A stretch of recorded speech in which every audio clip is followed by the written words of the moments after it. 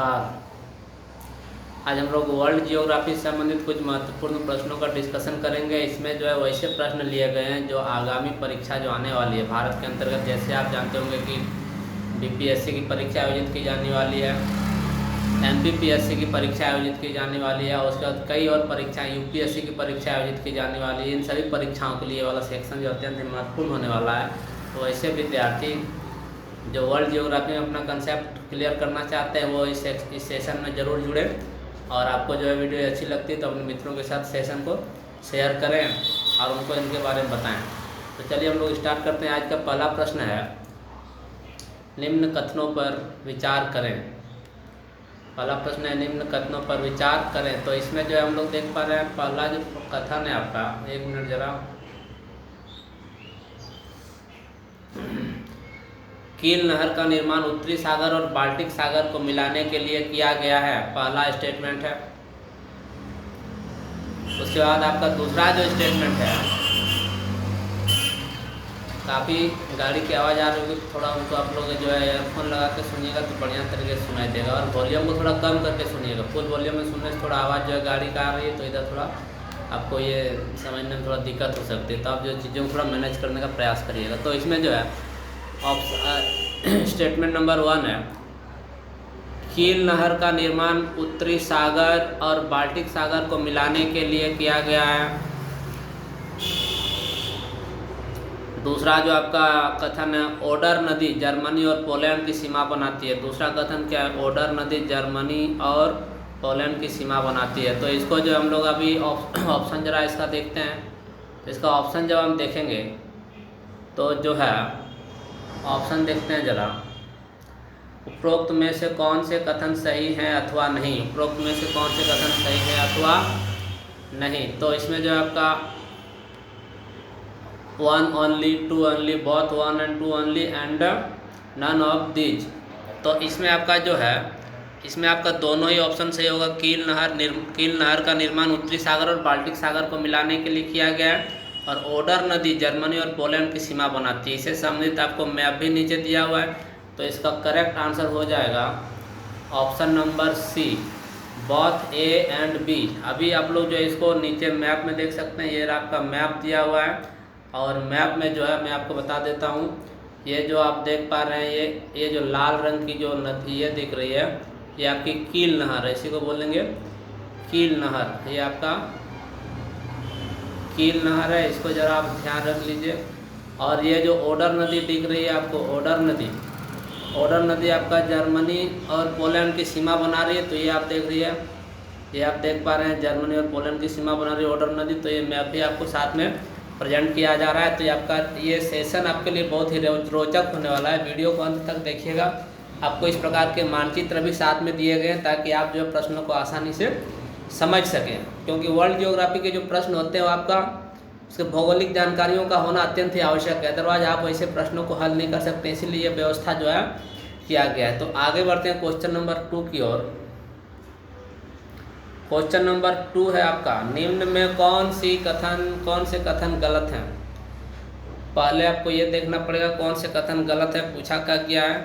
Question number 2 में जो है आपसे पूछा गया है निम्न में से कौन से कथन गलत है। तो सबसे पहले स्टेटमेंट हम लोग को पढ़ना जरूरी है। सबसे पहले ऑप्शन नंबर ए पढ़ते हैं, राइन नदी यूरोप के सबसे व्यस्ततम नदी है। ये स्टेटमेंट आपका सही है। राइन नदी यूरोप के सबसे व्यस्ततम नदी है, मतलब सबसे ज़्यादा जो है नदी के द्वारा कारोबार राइन नदी के द्वारा किया जाता है। दूसरा ऑप्शन नंबर बी है, रूड बेसिन को यूरोप का औद्योगिक हृदय स्थल कहते हैं। ये भी ऑप्शन सही है। जर्मनी के उत्तर में बाल्टिक सागर है, ये भी ऑप्शन आपका सही है।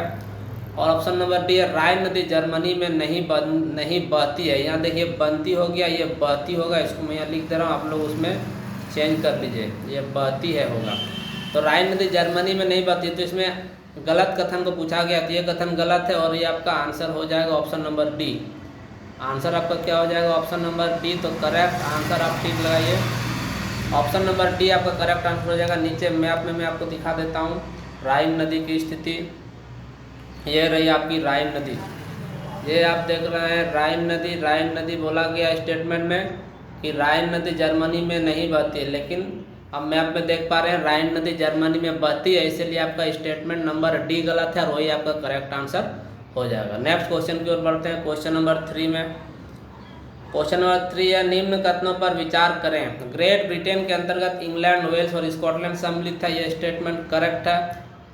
स्टेटमेंट करेक्ट है आपका ऑप्शन स्टेटमेंट नंबर 2 आपका जो है कथन नंबर 2, उत्तरी आयरलैंड, इंग्लैंड, वेल्स और स्कॉटलैंड को सम्मिलित रूप से यूनाइटेड किंगडम कहते हैं, यह भी स्टेटमेंट आपका सही। देखिए ये इन चीज़ों को जैसे हम लोग कई बार आप लोग न्यूज़ में सुनते हैं ग्रेट ब्रिटेन, कई बार आप लोग जो है यूनाइटेड किंगडम सुनते हैं, तो उसमें कौन कौन से क्षेत्र आते हैं तो उनको आपको ध्यान रखना चाहिए। दोनों स्टेटमेंट, दोनों कथन सही है, दोनों कथन सही है, अर्थात ऑप्शन में हम लोग चलते हैं। अब ऑप्शन में जब बढ़ते हैं, ऑप्शन नंबर ए है आपका, ऑप्शन नंबर ए आपका ओनली 1, ऑप्शन नंबर 2 है आप, ऑप्शन नंबर बी आपका 2 ओनली, ऑप्शन नंबर सी आपका both 1 and 2 and option number D आपका नॉन ऑफ दीज। तो इसमें आप जो है इसमें नीचे आपका उसमें करेक्ट आंसर हो जाएगा option number C. Option number C इसमें आपका करेक्ट आंसर हो जाएगा, तो इसको ज़रा आप ध्यान रखिएगा, मैं इसमें टिक लगा दे रहा हूँ। ऑप्शन नंबर सी आपका करेक्ट आंसर हो जाएगा। ये option number C correct answer हो जाएगा। नीचे आपका इसके संबंधित नीचे जो है आपका यूनाइटेड किंगडम और ग्रेट ब्रिटेन से संबंधित नक्शा दिया हुआ है। नक्शा को, मैप को आप जो बढ़िया तरीके से एनालिसिस कर सकते हैं। नेक्स्ट क्वेश्चन की ओर बढ़ते हैं। क्वेश्चन नंबर आपका है 4। क्वेश्चन नंबर 4 में है कभी कभी समाचारों में आने वाला शब्द डागर बैंक क्या है। देखिए डागर बैंक क्या है, तो डागर बैंक कभी कभी समाचारों में आता है, तो ये क्या है जरा इसको मैं आपको बता देता हूँ। ऑप्शन नंबर ए है इंग्लैंड की सबसे बड़ी bank, option A, option number A England की सबसे बड़ी बैंक, ऑप्शन नंबर बी है आपका विश्व प्रसिद्ध मत्स्य क्षेत्र, ऑप्शन नंबर सी है आपका, ऑप्शन नंबर सी आपका फ्रांस का समुद्र किनारा और ऑप्शन नंबर डी है उपरोक्त में से कोई नहीं। तो आपका ये करेक्ट आंसर हो जाएगा ऑप्शन नंबर बी, विश्व प्रसिद्ध मत्स्य केंद्र। ये जो डागर बैंक है, डागर बैंक, ये डागर बैंक क्या है, विश्व प्रसिद्ध मत्स्य केंद्र है। और ये डागर बैंक का नीचे नक्शा दिया हुआ है, नक्शा को भी मैप को भी आप जो इसमें देख सकते हैं, इसको मैं घेर दे रहा हूँ। ये है आपका डागर बैंक, विश्व प्रसिद्ध मत्स्य केंद्र है। मछली का प्रचुर मात्रा में उत्पादन किया जाता है और ये आपका उत्तरी सागर में है। उत्तरी सागर में आप देख पा रहे हैं, इधर आपका पश्चिम में यूनाइटेड किंगडम है और ये आपका फ्रांस है। ये फ्रांस और उत्तरी सागर बीच में जो ये नॉर्थ सी लिखा हुआ है, नॉर्थ से, ये नॉर्थ सी लिखा हुआ है, ये उत्तरी सागर है और उत्तरी सागर में ही आपको डागर बैंक मिलेगा। और यह इसका क्या विशेषता है, यह विश्व प्रसिद्ध मत्स्य केंद्र। इन बातों को जरा आप ध्यान रखिएगा। ये यूपीएससी सिविल सर्विसेज और स्टेट पीसीएस के दृष्टिकोण से अत्यंत ही महत्वपूर्ण है और भारत में आयोजित की जाने वाली अन्य सभी प्रकार की परीक्षाओं के लिए भी महत्वपूर्ण है।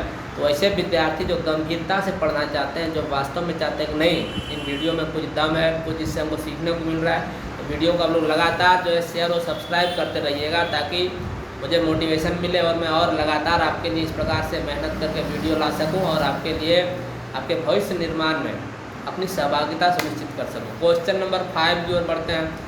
क्वेश्चन नंबर 5 है आपका निम्न कथनों पर विचार करें। कथन नंबर 1 है आपका सेवर्न नदी यूनाइटेड किंगडम की सबसे लंबी नदी है। ऑप्शन नंबर सेवर्न नदी यूनाइटेड किंगडम की सबसे लंबी नदी है, ये बिल्कुल सही बात है। टेम्स नदी यूके का सबसे महत्वपूर्ण नदी है, बिल्कुल ये भी आपका सही बात है। इंग्लैंड के मध्य उच्च भूमि को मूरलैंड कहते हैं, ये भी आपका सही बात है। ये भी तीनों क्या है, तीनों स्टेटमेंट सही है। सेवर्न नदी यूनाइटेड किंगडम की सबसे लंबी नदी है, ये पहला स्टेटमेंट आपका सही है। टेम्स नदी यूके का सबसे महत्वपूर्ण नदी है, दूसरा स्टेटमेंट भी आपका सही है। इंग्लैंड के मध्य उच्च भूमि को मूरलैंड कहते हैं, ये भी स्टेटमेंट आपका सही है। फिर हम लोग अब ऑप्शन में चलते हैं। ऑप्शन में चलते हैं तो आपका 1, 2, 3 तीनों से हो जाएगा। ऑप्शन नंबर सी आपका करेक्ट आंसर हो जाएगा, option number C. Question number 6 की ओर बढ़ते हैं आगे। क्वेश्चन नंबर 6 है आपका निम्न में गलत कथन को चुने। निम्न में गलत कथन को चुने, तो इसमें आपको गलत कथन को आंसर करना है। तो सबसे पहला ऑप्शन नंबर ए, फ्रांस और इंग्लैंड को इंग्लिश चैनल अलग करती है। बिल्कुल इंग्लिश चैनल अलग करती है। इससे संबंधित मैप भी अभी इसमें प्रोवाइड नहीं करा, मैं देखता हूँ इसके संबंधित मैप भी आपको प्रोवाइड करा दूँ। ये स्टेटमेंट आपका सही है। जूरा पर्वत फ्रांस और स्विट्जरलैंड के बीच सीमा बनाती है, ये स्टेटमेंट भी आपका सही है। ऑप्शन नंबर सी, जर्मनी को लघु यूरोप कहा जाता है, गलत है। ये स्टेटमेंट आपका गलत है, मतलब ये आपका करेक्ट आंसर हो जाएगा। आंसर आपका क्या होगा, ऑप्शन नंबर सी, लघु यूरोप कहा जाता है फ्रांस को। किसको कहा जाता है, फ्रांस को जो है लघु यूरोप कहते हैं। तो इसलिए आप ध्यान रखिएगा कि जो है ऑप्शन नंबर सी आपका इसमें से करेक्ट आंसर हो जाएगा। इसमें आपका करेक्ट आंसर हो जाएगा option number C. Question number 7 की ओर बढ़ते हैं।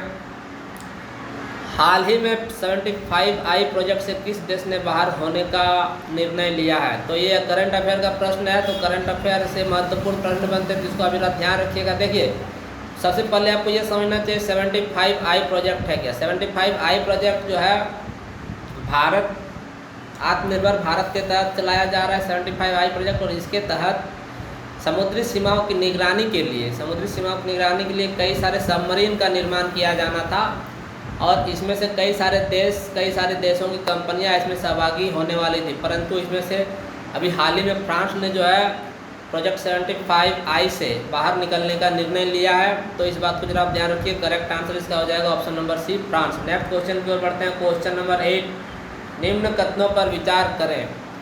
ऑप्शन नंबर 1 है आपका, कथन नंबर 1 है, स्वीडन को झीलों का देश कहा जाता है। ये स्टेटमेंट आपका गलत है। स्वीडन को झीलों का देश नहीं कहते हैं। झीलों का देश किसे कहते हैं? फिनलैंड को। तो इसको आप जरा ध्यान रखिए, यहाँ क्या हो जाएगा? फिनलैंड को कहते हैं झीलों का देश। फिनलैंड को कहते हैं झीलों का देश, लेकिन वह स्वीडन दिया हुआ है, तो ये गलत हो गया आपका। कथन नंबर 2 है, नॉर्वे, स्वीडन, आइसलैंड और डेनमार्क स्कैंडिनेविया के नाम से प्रसिद्ध है। बिल्कुल ये स्टेटमेंट आपका सही है। नॉर्वे, स्वीडन, आइसलैंड और डेनमार्क को स्कैंडिनेविया के नाम से जाना जाता है, ये स्कैंडिनेविया के नाम से प्रसिद्ध है। तो अब चलते हैं हम लोग ऑप्शन की ओर। 1 नंबर गलत है, 2 नंबर सही है। तो इसमें आपका क्या बोला है, कौन से कथन गलत है अथवा सही है? तो आपका सही होगा इसमें सिर्फ आपका सही जो ऑप्शन है, ऑप्शन सही हो जाएगा option number B. Correct answer हो जाएगा ऑप्शन नंबर बी। तो ये हो गया आपका इससे संबंधित। फिर आगे बढ़ते हैं क्वेश्चन नंबर 9 की ओर। क्वेश्चन नंबर 9 में आपका निम्न कथनों पर विचार करें। बेलारूस यूक्रेन के पूर्व में है, ये स्टेटमेंट आपका गलत है। ये स्टेटमेंट हो गया गलत। बेलारूस यूक्रेन के पूर्व में नहीं है, बेलारूस यूक्रेन के उत्तर में। अभी मैं आपको इसके नक्शा भी, इसका मैप भी दिखाऊंगा आगे। पोलैंड यूरोप का स्थलरुद्ध देश है। बिल्कुल, पोलैंड स्थलरुद्ध देश है, यूरोप में है और स्थलरुद्ध है, अर्थात पोलैंड की सीमा समुद्र से नहीं लगती, इसलिए वो स्थलरुद्ध अर्थात लैंडलॉक कंट्री है। Poland is a landlock country, स्थलरुद्ध देश है। स्टेटमेंट नंबर जो 2 है आपका, ये सही है। स्टेटमेंट नंबर 3, डेनमार्क स्पेन से सीमा बनाती है। डेनमार्क स्पेन से सीमा बनाती है, ये स्टेटमेंट आपका गलत है। कहाँ? डेनमार्क जो है जर्मनी के उत्तर में है, और आपका जो स्पेन मिलेगा, स्पेन आपको जो है एकदम निचला हिस्सा मिलेगा। इसमें आपका स्पेन जो है आपका यूनाइटेड किंगडम के नीचे मिलेगा, इसीलिए इसकी सीमा नहीं बनती है। तो इसमें आपका ऑप्शन नंबर 2 सिर्फ जो है सही आ रहा है। तो इसमें करेक्ट हो जाएगा आपका option number C, correct answer हो जाएगा 2 ओनली, ऑप्शन नंबर सी। इससे संबंधित यदि नक्शा होगा तो नीचे में आपको ये रहा, आपका नक्शा भी दिया हुआ है। इस नक्शा में आप देख पा रहे हैं, नक्शा में ज़रा मैं आपको बता देता हूँ। ये रहा आपका बेलारूस को उसमें बोला गया पूर्व में, लेकिन ये उत्तर में है, आप देख पा रहे हैं। ये नॉर्थ है, नॉर्थ साइड में है। उसके बाद आपका पोलैंड जो है, एक मिनट, इसमें आपका एक स्टेटमेंट गलत हो रहा है। पोलैंड को ज़रा ध्यान रखिएगा, पोलैंड जो है वो स्थलरुद्ध देश नहीं है। स्टेटमेंट को मैं ज़रा, इसको क्वेश्चन को ज़रा मैं सुधार करता हूँ, इस क्वेश्चन को मैं रिजेक्ट ही करता हूँ, क्योंकि पोलैंड की सीमा आप देख पा रहे हैं, ये आपका ये बाल्टिक सागर से लगती है। ये बाल्टिक सागर, नॉर्थ में बाल्टिक सागर से इसकी सीमा लगती है। मतलब इसका जो एक स्टेटमेंट है, ये आपको ये वाला जो स्टेटमेंट है, इसमें ज़रा मैं आपको सुधार करके बता रहा हूँ। पोलैंड भी स्थलरुद्ध देश नहीं है। मतलब ये जो है स्टेटमेंट, तीनों जो स्टेटमेंट है, ये तीनों स्टेटमेंट गलत है। तीनों स्टेटमेंट क्या है? गलत है। तो इसका ऑप्शन में ज़रा बदलता हूँ, ये तीनों स्टेटमेंट गलत है। ऑप्शन में ज़रा जाकर देखते हैं एक बार। तो इसमें ऑप्शन नंबर डी में चेंज कर दे रहा हूँ। ऑप्शन नंबर जो डी है, इसको काट दे रहे हैं नॉन ऑफ दी अबव। इसको ऑप्शन को काट लेते हैं और हो जाएगा आपका नॉन ऑफ दी अबव। मतलब ऊपर में से एक भी कथन सही नहीं है, एक भी कथन सही नहीं है, क्योंकि आप देख पा रहे हैं कि ये जो आपका यूक्रेन है, यूक्रेन के उत्तर में बेलारूस है, लेकिन उसमें कथन में बोला गया पूरब में, तो वो गलत हो गया। फिर आपका बोला गया पोलैंड जो स्थलरुद्ध देश है, लेकिन पोलैंड आप देख पा रहे हैं स्थलरुद्ध नहीं है, इसकी उत्तरी सीमा जो है बाल्टिक सी से लगती है, इसीलिए स्थलरुद्ध देश नहीं है। लैंडलॉक कंट्री किसे कहते हैं? What is landlock country? Landlock country is a country that surrounded